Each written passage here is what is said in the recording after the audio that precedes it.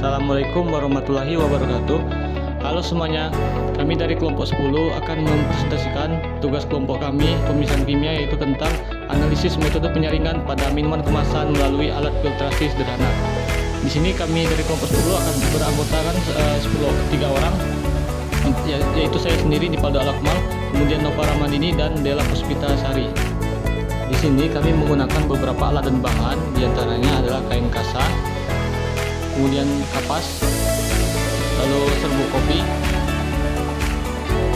air, kemudian kerikil, lalu tanah, pasir, dan gunting untuk memotong apabila ada yang perlu potong. Kemudian percobaan dilakukan dengan memasukkan kapas sebagai lapisan pertama ke dalam botol. Nah, lapisan pertama ini juga lapisan sebagai penyaring, kemudian ditambahkan tanah sebagai lapisan kedua. Tambahkan tanah secukupnya, kemudian jangan lupa untuk diratakan seperti berikut ini.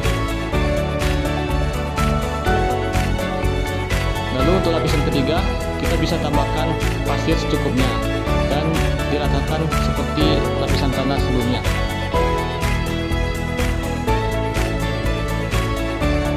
Kemudian untuk lapisan yang keempat, tambahkan batu kerikil. Nah, di sini sudah terbentuk 4 lapisan. Teman-teman bisa lihat sendiri. Lalu langkah selanjutnya adalah menambahkan kain kasa pada lapisan kelima atau lapisan di atas batu kerikil tersebut. Lakukan hal yang sama seperti percobaan sebelumnya. Nah, teman-teman bisa lihat kain kasa yang sudah ditambahkan pada lapisan di atas batu kerikil.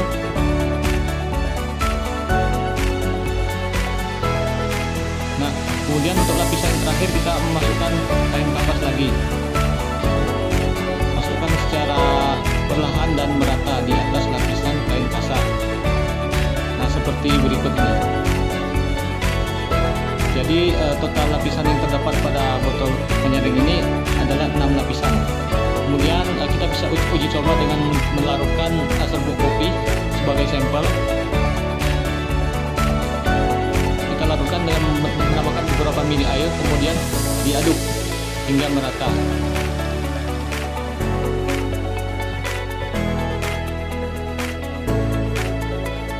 Apabila larutan masih dirasa terlalu kental, maka bisa menambahkan air kembali hingga dirasa cukup encer.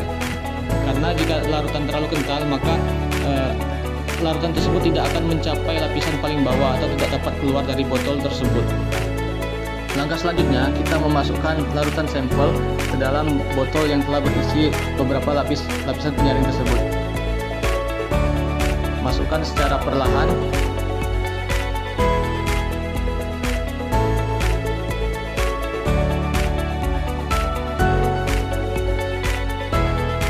Nah, teman-teman bisa lihat ampas atau endapan dapat tersaring dengan baik pada lapisan kapas.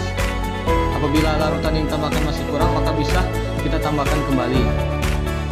Nah, teman-teman bisa diamati larutannya dapat tersaring dengan baik, sehingga ketika keluar larutannya terlihat lebih jernih karena endapan atau zat pengotornya sudah tersaring pada lapisan kapas atau lapisan pertama.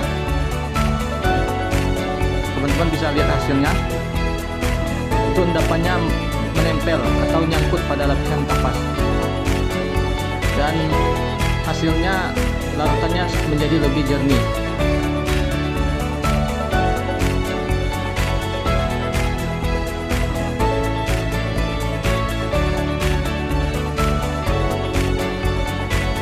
Lalu sampel yang sudah disaring tersebut, larutannya ditampung pada sebuah wadah plastik. Lakukan hal tersebut hingga semua lapisan sudah tersaring dengan baik dan larutannya sudah habis.